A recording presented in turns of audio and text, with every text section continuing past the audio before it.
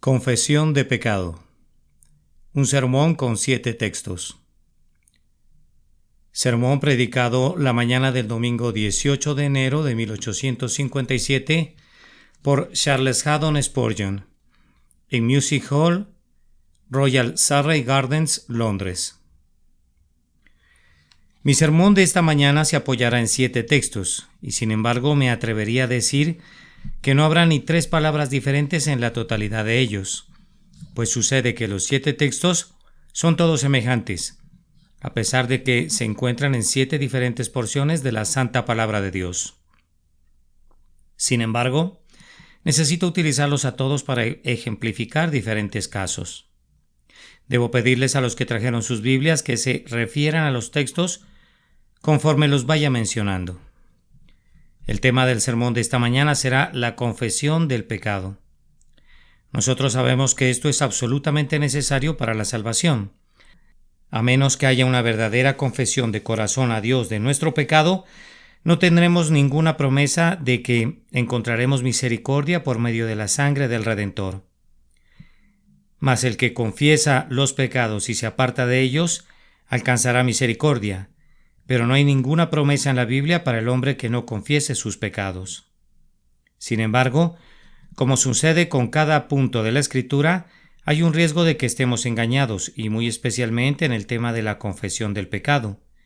Hay muchos que hacen una confesión y una confesión delante de Dios, pero a pesar de ello no reciben ninguna bendición, porque su confesión no contiene ciertas señales que son requeridas por Dios como demostración de que son genuinas y sinceras y que prueban que se trata de la obra del Espíritu Santo. En esta mañana mi texto consta de 2 palabras: he pecado, en unos casos de 3, yo he pecado, y ustedes verán cómo estas palabras en labios de diferentes hombres indican sentimientos muy diferentes.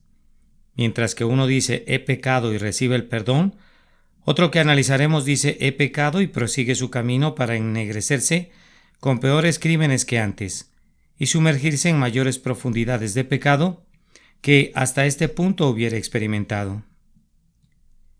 El pecador endurecido. Faraón, he pecado. Éxodo capítulo 9 versículo 27. El primer caso que voy a presentar ante ustedes es el pecado endurecido, que cuando está bajo el terror dice he pecado, y podrán encontrar el texto en el libro de Éxodo en el capítulo 9 y versículo 27. Entonces Faraón envió a llamar a Moisés y a Aarón y les dijo: he pecado esta vez, Jehová es justo y yo y mi pueblo impíos. Pero, ¿por qué se dio esta confesión de labios del tirano altivo? El Faraón no acostumbra a humillarse delante de Jehová. ¿Por qué se inclina el orgulloso? Ustedes podrán juzgar sobre el valor de su confesión cuando oigan las circunstancias bajo las cuales fue hecha. Y Moisés extendió su vara hacia el cielo, y Jehová hizo tronar y granizar, y el fuego se descargó sobre la tierra, y Jehová hizo llover granizo sobre la tierra de Egipto. Hubo pues granizo y fuego mezclados con el granizo, tan grande cual nunca hubo en toda la tierra de Egipto desde que fue habitada. Ahora, dice Faraón, cuando el trueno está retumbando a lo largo del cielo y los relámpagos están prendiendo fuego al propio suelo, y el granizo está cayendo en grandes trozos de hielo, ahora dice él, he pecado. Faraón no es sino un tipo y un espécimen de multitudes de personas de la misma clase. ¿Cuántos rebeldes empedernidos a bordo de un barco, cuando los maderos se ven forzados y crujen, cuando el mástil está roto y el barco es arrastrado por la corriente y azotado por el temporal, cuando las hambrientas olas abren sus fauces para tragarse al barco entero y a los tripulantes vivos, como son tragados los que descienden al Seol? ¿Cuántos marineros empedernidos han doblado su rodilla y con lágrimas en sus ojos han clamado, he pecado? Pero, ¿de qué provecho y de qué valor fue su confesión? El arrepentimiento que nació en la tormenta murió en la calma. Ese arrepentimiento que fue engendrado en medio de los truenos y de los rayos feneció tan pronto, todo fue callado en la quietud. Y el hombre que era un pío marinero cuando se encontraba a bordo del barco, se convirtió en el más malvado y abominable de los marinos cuando puso su pie sobre tierra firme. Cuán a menudo también no hemos visto esto en una tormenta de truenos y relámpagos. Las mejillas de muchos se empalidecen cuando oyen el retumbo de los truenos. Cuando las vigas de sus casas están temblando y el propio suelo a sus pies está vacilando, ante la voz de Dios llena de majestad, las lágrimas brotan de sus ojos y claman: «Oh Dios, he pecado». Pero ay por ese arrepentimiento. Cuando el sol brilla de nuevo y las nubes negras se disipan, el pecado viene de nuevo sobre el hombre y él se torna peor que antes. ¿Cuántas confesiones del mismo tipo también hemos visto en los tiempos del cólera y de la fiebre y de la pestilencia? Entonces nuestras iglesias se han visto atiborradas de oyentes que, debido a que tantos funerales han traspasado por sus puertas, o debido a que tantos han fallecido en las calles, no podían dejar de subir a la casa de Dios para confesar sus pecados. Y por causa de esa visitación, cuando 1, 2 o 3 personas han muerto en la propia casa o en la casa vecina, ¿cuántos han pensado que realmente se volverían a Dios? Pero ay, cuando la pestilencia hubo cumplido su tarea, la convicción cesó, y cuando la campana hubo tañido por última vez por una muerte causada por el cólera, entonces sus corazones cesaron de latir con penitencia y sus lágrimas dejaron de brotar. ¿Cuento en esta mañana con algunas personas de esas? No dudo que cuente con personas empedernidas que escarnecerían a la propia religión, que me considerarían un farsante y un hipócrita si me esforzara por convencerlos de la religión, pero que saben muy bien que la religión es verdadera y que lo que sienten en sus momentos de terror. Si hay aquí esta mañana algunas personas de esas, permítanme decirles solemnemente: señores, ustedes han olvidado los sentimientos que experimentaron en sus horas de alarma. Pero recuerden, Dios no ha olvidado los votos que hicieron entonces. Marinero, tú dijiste que si Dios te daba vida para ver otra vez la tierra firme, serías su siervo. No lo eres. Has mentido contra Dios. Le has hecho una falsa promesa, pues nunca has cumplido el voto que tus labios expresaron. Tú dijiste sobre el lecho de enfermo que si Dios te daba la vida no pecarías nunca más como lo hiciste antes, pero aquí estás, y tus pecados de esta semana hablarán por ellos mismos. No eres nada mejor de lo que eras antes de tu enfermedad. ¿Acaso podrías mentir a tu semejante y quedar sin censura? ¿Y piensas tú que vas a mentir contra Dios y quedar sin castigo? No. El voto, aunque haya sido hecho imprudentemente, es registrado en el cielo, y aunque sea un voto que el hombre no pueda cumplir, sin embargo, como es un voto que él mismo ha hecho y que, además, lo ha hecho voluntariamente, será castigado por su falta de cumplimiento, y Dios ejecutará venganza en contra de él al final, porque dijo que se volvería de sus caminos y luego, cuando la desgracia hubo concluido, no lo cumplió. Un gran clamor se ha elevado recientemente en contra de los permisos de salida de los reos. No tengo ninguna duda que hay algunos hombres aquí que, delante del alto cielo, están en la misma posición que los reos con permiso de salida. Están en relación a nuestro gobierno. Estaban a punto de morir. Según pensaban, prometieron portarse bien si se les podía perdonar. Y están hoy aquí con permiso de salida en este mundo. ¿Y cómo han cumplido su promesa? La justicia podría alzar el mismo clamor contra ellos como lo alzan las personas en contra de los ladrones que son dejados en libertad tan constantemente en medio de nosotros. El ángel vengador podría decir: «Oh Dios, estos hombres dijeron que si se les perdonaba, serían muchos mejores, pero solamente son peores. Cómo han violado su promesa y cómo han atraído la ira divina sobre sus cabezas». Este es el primer estilo de penitencia y es un estilo que yo espero que nadie le imite, pues es completamente inútil. De nada les sirve decir «he pecado», simplemente bajo la influencia del terror para luego olvidarlo posteriormente. El hombre de doble ánimo. Balaam, he pecado. Números capítulo 22, versículo 34. Ahora vamos con un segundo texto. Les voy a presentar otro carácter. El hombre de doble ánimo que dice «he pecado» y siente que ha pecado, y lo siente incluso profundamente, pero que es de mente tan mundana que ama el premio de la maldad. El personaje que he elegido para ilustrar esto es Balaam. Vayan al libro de Números, al capítulo 22 y versículo 34. Entonces Balaam dijo al ángel de Jehová: «He pecado». «He pecado», dijo Balaam. Sin embargo, prosiguió después con su pecado. Uno de los caracteres más extraños del mundo entero es Balaam. A menudo me he maravillado ante ese hombre. Él pareciera encarnar realmente en otro sentido los versos del Ralph Skin.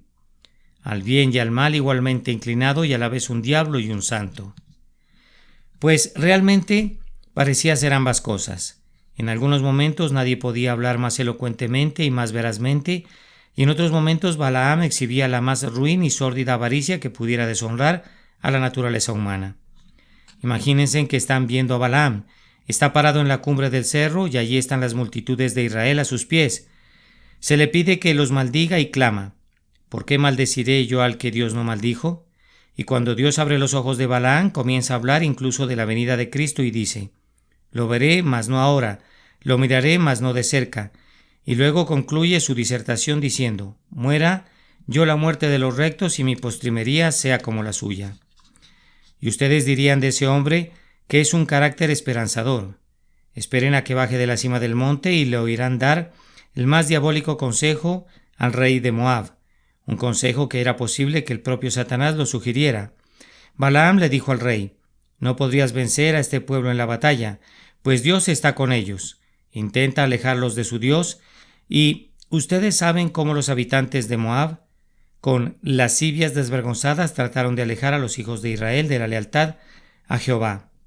De tal forma que este hombre parecía tener la voz de un ángel en un momento y sin embargo la propia alma de un diablo en sus entrañas. Él era un personaje terrible.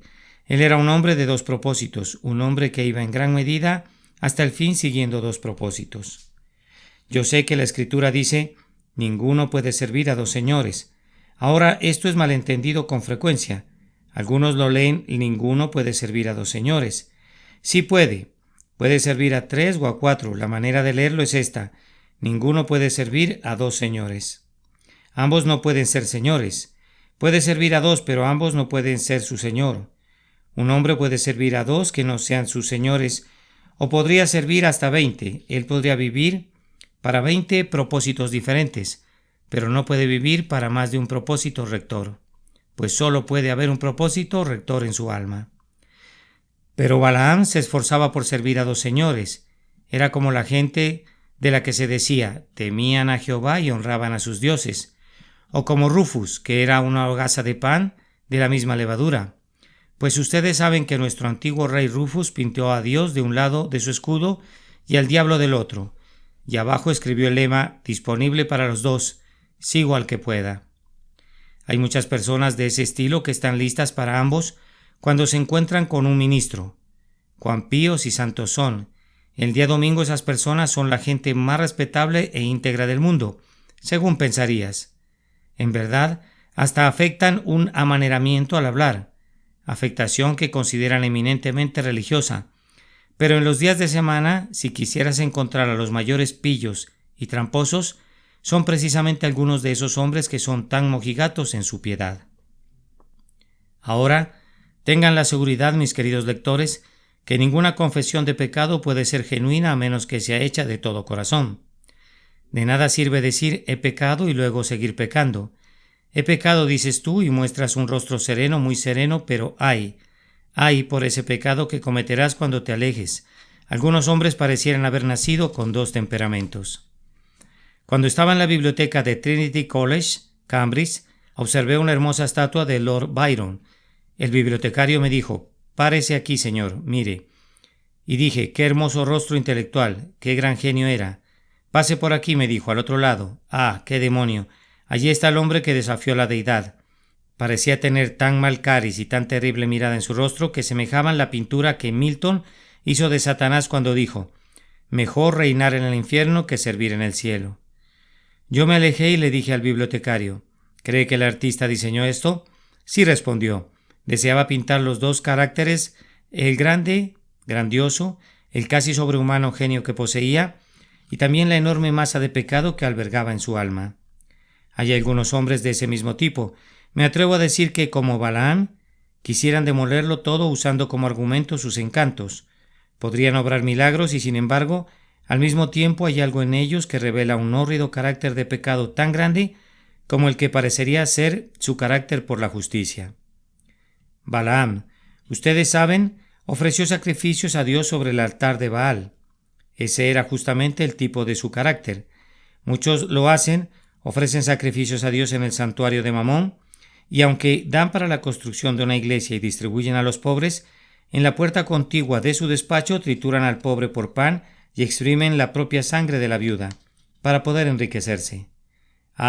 Es inútil y vano que digas he pecado, a menos que quieras decirlo de todo corazón. Esa confesión del hombre de doble ánimo no sirve de nada. El hombre insincero. Saúl, he pecado. Primera de Samuel, capítulo 15, versículo 24. Ahora un tercer carácter y un tercer texto. Lo encontramos en el primer libro de Samuel, en el capítulo 15 y versículo 24. Yo he pecado. Aquí tenemos a un hombre insincero, el hombre que no es como Balaam, sincero hasta cierto punto en dos propósitos, sino el hombre que es exactamente lo contrario, que no tiene un punto prominente en su carácter del todo, sino que es moldeado permanentemente por las circunstancias que atraviesan sobre su cabeza. Saúl era un hombre así. Samuel lo reprendió y él dijo, yo he pecado, pero no quiso decir lo que dijo, pues si leen el versículo completo lo encontrarán diciendo, yo he pecado, pues he quebrantado el mandamiento de Jehová y tus palabras porque temía al pueblo y consentía la voz de ellos, lo cual era una excusa mentirosa. Saúl nunca le temió a nadie, siempre estaba muy listo para hacer su propia voluntad. Él era un déspota, y justo antes había aducido otra excusa, que había salvado los novillos y las ovejas para ofrecerlos a Jehová, y por tanto ambas excusas no podían haber sido verdaderas. Ustedes recuerdan, amigos míos, que la característica más prominente del carácter de Saúl era su insinceridad. Un día sacó a David de su cama, como él pensaba, para matarlo en su casa. En otro momento declara, vuélvete, hijo mío David, que ningún mal te haré. Un día, debido a que David le salvó su vida, Saúl dijo, más justo eres tú que yo, no te perseguiré más. Y eso lo dijo el día antes de salir a luchar contra su propio yerno, para matarlo. Algunas veces, Saúl estaba en medio de los profetas, fácilmente convertido en profeta y luego, posteriormente, entre las adivinas. Algunas veces estaba en un lugar y luego estaba en otro lugar, siendo insincero en todo. ¿Cuántas de esas personas tenemos en cada asamblea cristiana? Hombres que son fácilmente moldeables. Siempre están de acuerdo contigo sin importar lo que les digas. Tienen disposiciones afectuosas y muy probablemente una tierna conciencia, pero entonces la conciencia es tan notablemente tierna que cuando se toca, cede y temes explorar más profundamente. Sana tan pronto es herida. Debo usar ahora una comparación muy singular que usé alguna vez anteriormente. Hay algunos hombres que parecieran tener corazones de caucho. Si simplemente los tocas, queda una señal al instante, pero no sirve de nada, pues se restaura a su forma original. Podrías presionarlos lo que quisieras y son tan elásticos que siempre pueden lograr tu propósito. Mas, sin embargo, no tienen un carácter fijo y pronto vuelven a ser lo que eran antes. Oh señores, demasiados de ustedes han hecho lo mismo. Han inclinado sus cabezas en la iglesia y han dicho, hemos errado y nos hemos extraviado de tus caminos. Pero no tenían la intención de decir lo que dijeron. Te has acercado a tu ministro, has dicho, me arrepiento de mis pecados, pero no sentías que eras pecador. Solo lo dijiste para agradar al ministro. Y ahora asistes a la casa de Dios. Nadie más impresionable que tú. Y las lágrimas ruedan por tus mejillas en un momento más. Sin embargo, a pesar de todo ello, las lágrimas se secan tan rápidamente como brotaron. Y tú permaneces para todos los fines y propósitos, siendo el mismo que eras antes. Decir yo he pecado de una manera artificial es algo peor que inútil, pues es una burla en contra de Dios confesar así con insinceridad de corazón. He sido breve en mis comentarios sobre este carácter, pues parecería que está relacionado al de Balaam, aunque cualquier ser pensante vería de inmediato que hay un contraste real entre Saúl y Balaam, a pesar de que hay una afinidad entre ambos. Balaam fue el gran hombre malo, grande en todo lo que hizo. Saúl fue pequeño en todo excepto en la estatura, pequeño en su bien y pequeño en su vicio, y era demasiado necio para ser desesperadamente malo, aunque demasiado perverso para ser bueno en algún momento, mientras que Balaam fue grande en ambos sentidos. Fue un hombre que en un momento pudo desafiar a Jehová y sin embargo en otro momento pudo decir, aunque Balac me diese su casa llena de plata y oro, no puedo traspasar la palabra de Jehová, mi Dios, para hacer cosa chica ni grande. El penitente dudoso. Acán, yo he pecado. Josué capítulo 7 versículo 20. Y ahora tengo que presentarles un caso muy interesante. Es el caso del penitente dudoso, el caso de Acán. En el libro de Josué, en su capítulo 7 y versículo 20, y Acán respondió a Josué diciendo: verdaderamente yo he pecado. Ustedes saben que Acán robó una parte de los despojos de la ciudad de Jericó, hecho que fue descubierto por suertes y fue condenado a muerte. He escogido este caso como representativo de algunas personas cuyo carácter es ambiguo en su lecho de muerte, personas que se arrepienten aparentemente, pero de quienes lo más que podemos decir es que esperamos que sus almas sean salvas al fin, aunque en verdad no lo sepamos. Acán, ¿ustedes están conscientes de ello? Fue apedreado por contaminar a Israel, pero yo encuentro en la Misna, una antigua exposición judía de la Biblia, estas palabras: Josué dijo a Acán: el Señor te turbará en este día. Y la nota acerca del texto es: dijo en este día, implicando que iba a ser turbado únicamente en esta vida al ser lapidado hasta morir, pero que Dios tendría misericordia de su alma, en vista de que hizo una plena confesión de su pecado. Y yo también, al leer este capítulo, estoy inclinado a coincidir con la idea de mi venerable y ahora glorificado predecesor, el Dr. Gill, en la creencia que Acán realmente fue salvo, aunque, como un ejemplo, fue castigado con la muerte por el crimen, pues ustedes pueden observar cuán amablemente habló Josué a Acán. Él le dijo: hijo mío, da gloria a Jehová, el Dios de Israel, y dale alabanza, y declárame ahora lo que has hecho, no me lo encubras. Y descubrimos a Acán haciendo una muy plena confesión. Él confiesa: verdaderamente yo he pecado contra Jehová, el Dios de Israel, y así he hecho.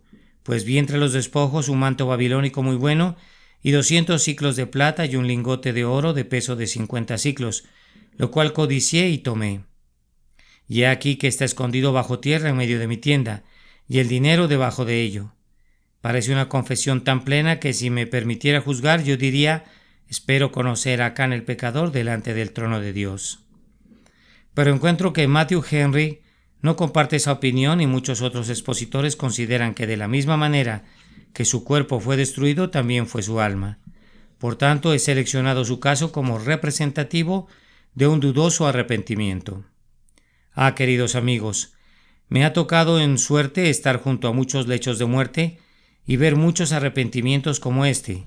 He visto al hombre cuando ha sido reducido a un esqueleto, sostenido por las almohadas en su cama, y ha dicho, cuando le he hablado del juicio venidero: Señor, siento que he sido culpable, pero Cristo es bueno, yo confío en Él.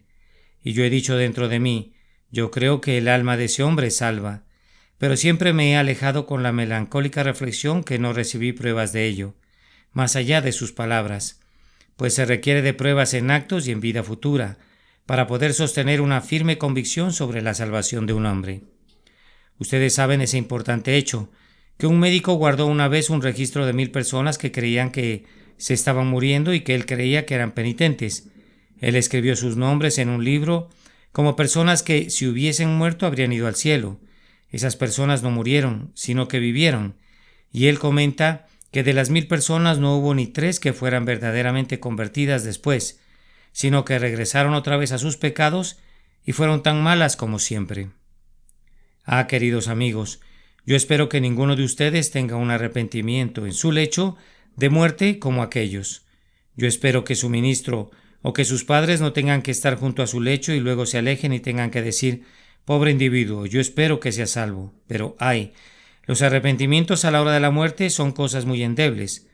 Son bases tan pobres y tan triviales para la esperanza que temo, después de todo, que su alma esté perdida. Morir con una plena certidumbre, morir con una abundante prueba, dejando atrás un testimonio que hemos partido de esta vida en paz. Esa es una manera más feliz de morir que hacerlo de una manera dudosa, ya siendo enfermo, estando suspendido entre dos mundos, sin que sepamos ni nosotros ni nuestros amigos a cuál de los dos mundos nos dirigimos.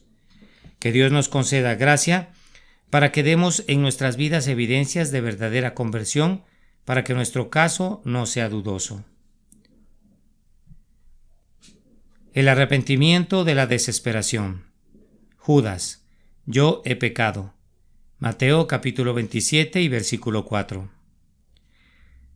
No los detendré por largo tiempo. Así confío, pero debo darles ahora otro caso malo, el peor de todos. Es el arrepentimiento de la desesperación. Vayan por favor al capítulo 27 y versículo 4 de Mateo. Allí encontrarán un terrible caso del arrepentimiento de la desesperación. Ustedes reconocerán al personaje en el instante de leer el versículo, diciendo, yo he pecado. Sí, Judas el traidor que había traicionado a su señor cuando vio que su señor era condenado, devolvió arrepentido las 30 piezas de plata a los principales sacerdotes y a los ancianos, diciendo, yo he pecado entregando sangre inocente. Y arrojando las piezas de plata en el templo salió, ¿y qué pasó? Se ahorcó. Aquí tenemos el peor tipo de arrepentimiento de todos. De hecho, no sé si tenga justificación llamarlo arrepentimiento. Debería ser llamado remordimiento de conciencia. Pero Judas en efecto confesó su pecado y luego salió y fue y se ahorcó. Oh, esa horrenda, esa terrible, esa espantosa confesión de desesperación, ¿no la han visto nunca? Si nunca lo han hecho, entonces bendigan por no haber sido llamados nunca a ver este espectáculo. Yo lo he visto una vez en mi vida y le pido a Dios que no tenga que verlo de nuevo. El arrepentimiento del hombre que ve a la muerte mirándole en el rostro y que dice, yo he pecado. Tú le dices que Cristo ha muerto por los pecadores, pero él responde, no hay esperanza para mí. Yo he maldecido a Dios en su cara, yo lo he desafiado, yo sé que mi día de gracia ya pasó, mi conciencia está asustada como un hierro candente. Me estoy muriendo, y yo sé que estaré perdido. Un caso como ese sucedió hace mucho tiempo, ustedes saben, y está registrado el caso de Francis Spira, el caso más terrible, tal vez excepto el caso de Judas, que esté registrado en la memoria del hombre. Oh, mis lectores, ¿tendrá alguno de ustedes ese arrepentimiento? Si lo tuvieren, será como un faro para todas las personas que pequen en el futuro. Si tienen un arrepentimiento como ese, será una advertencia para las generaciones venideras. En la vida de Benjamin Keach, y él también fue uno de mis predecesores, encuentro el caso de un hombre que había sido un profesante de la religión, pero que se había apartado de la profesión y había caído en terrible pecado. Cuando llegó la hora de su muerte, Keach, con muchos otros amigos, fue a verlo, pero no pudieron quedarse con él por más de 5 minutos cada uno, pues él decía, vete, es inútil que vengas a mí, he pecado contra el Espíritu Santo alejándolo, pues he vendido mi primogenitura y aunque la busco cuidadosamente con lágrimas no puedo encontrarla de nuevo. Y luego repetía palabras terribles como estas. Mi boca está llena de cascajos y bebo ajenjo día y noche. No me digan nada de Cristo, no me digan nada de Cristo. Yo sé que Él es un Salvador, pero lo odio y Él me odia. Yo sé que debo morir, yo sé que debo perecer. Y luego se sucedían gritos lastimeros y ruidos horrendos que nadie podía tolerar. Ellos regresaban otra vez en sus plácidos momentos solo para excitarlo una vez más y hacerlo gritar en su desesperación. Estoy perdido, no tiene caso que me digan algo al respecto. ¿Pudiese haber un hombre aquí que llegue a tener una muerte como esa? Permítame advertirle antes de que llegue a ella y que Dios el Espíritu Santo conceda que ese hombre pueda ser vuelto a Dios y hecho un verdadero penitente. Y entonces no necesita tener más miedo, pues sus pecados han sido lavados en la sangre de un Salvador, y no necesita tener ningún remordimiento por sus pecados, pues le son perdonados por medio del Redentor. El arrepentimiento del santo. Job, pequé. Job capítulo 7, versículo 20. Y ahora vengo a la plena luz del día, los he estado llevando a lo largo de oscuras y funestas confesiones. No los detendré allí por más largo tiempo, sino que los llevaré a las 2 buenas confesiones que les he leído. La primera es la de Job en el capítulo 7 y en el versículo 20. Pequé. ¿Qué te haré, oh guarda de los hombres? Este es el arrepentimiento del santo. Job era un santo, pero había pecado. Este es el arrepentimiento del hombre que ya es un hijo de Dios, que ha experimentado un aceptable arrepentimiento delante de Dios. Pero como tengo la intención de reflexionar sobre esto en el sermón de la noche, voy a dejar este tema para no cansarlos. David fue un espécimen de este tipo de arrepentimiento y quisiera que estudiaran cuidadosamente sus salmos penitenciales, cuyo lenguaje está siempre lleno de humildad llorosa y sincera penitencia. La confesión bendita. El hijo pródigo. He pecado. Lucas capítulo 15, versículo 18. Llego ahora al último caso que voy a mencionar. Es el caso del hijo pródigo. En Lucas capítulo 15 y versículo 18 encontramos que el hijo pródigo dice: Padre, he pecado. Oh, aquí tenemos una bendita confesión. Aquí tenemos aquello que demuestra que un hombre es un carácter regenerado. Padre, he pecado. Permítame pintar la escena. Allí está el hijo pródigo. Él ha huido de un buen hogar y de un padre amoroso y ha consumido todo su dinero con rameras. Y ahora no le queda nada. Acude a sus antiguos compañeros y les pide ayuda. Ellos se burlan de él hasta el escarnio. Oh, dice él, ustedes han bebido mi vino por largo tiempo. Siempre he sido el que paga todas sus francachelas. ¿Acaso no me podrían ayudar? Lárgate de aquí, le dicen, y lo echan de sus casas. Él acude a todos sus amigos con quienes se ha asociado, pero ninguno le da nada. Finalmente un cierto ciudadano de aquella tierra le dijo: necesitas algo que hacer, ¿no es cierto? Pues bien, ve y apacienta mis cerdos. El pobre hijo pródigo, el hijo de un rico terrateniente que poseía una gran fortuna, tiene que ir y apacentar cerdos. Y eso que él era un judío. Alimentar cerdos era el peor empleo, según su parecer, que le podían asignar.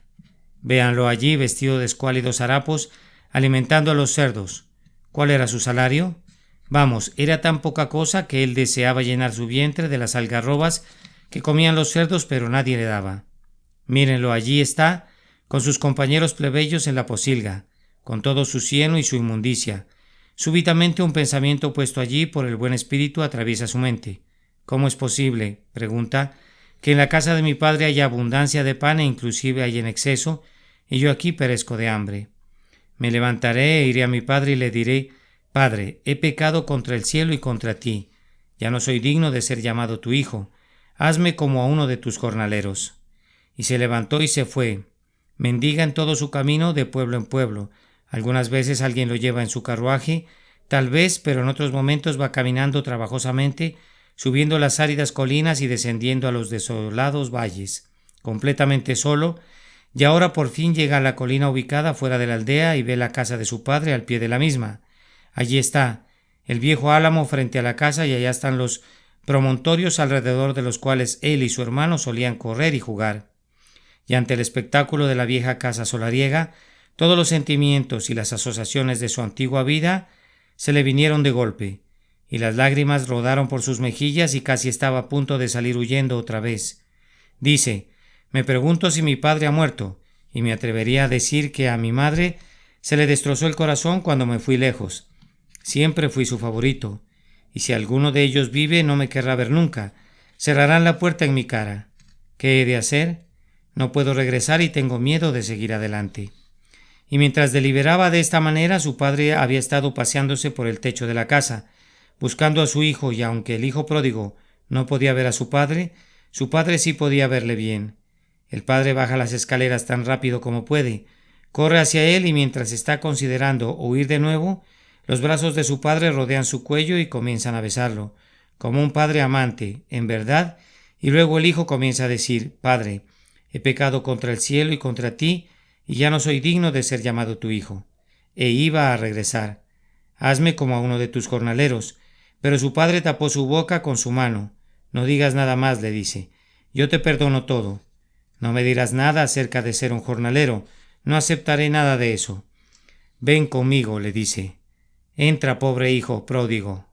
Oíd, les dice a sus siervos: traed el becerro gordo y matadlo, y comamos y hagamos fiesta, porque mi hijo, era muerto y ha revivido. Se había perdido y es hallado. Y comenzaron a regocijarse. Oh, qué preciosa recepción para uno de los peores pecadores. El buen Matthew Henry dice: el padre lo vio y los suyos eran ojos de misericordia. Corrió a recibirlo y las suyas eran piernas de misericordia. Puso sus brazos alrededor de su cuello y los suyos eran brazos de misericordia. Lo besó y fueron besos de misericordia. Le dijo, y lo que dijo fueron palabras de misericordia. Sacad el mejor vestido. Hubo hechos de misericordia, maravillas de misericordia. Todo fue de misericordia. Oh, que Dios de misericordia es Él. Ahora, hijo pródigo, haz tú lo mismo. ¿Lo ha puesto Dios en tu corazón? Hay muchos que han andado huyendo desde hace mucho tiempo. Dios te dice, ¿regresa? Oh, entonces yo te pido que regreses, pues ciertamente tan pronto como regreses, Él te recibirá. No ha habido todavía ningún pecador que haya venido a Cristo, que Cristo haya echado fuera.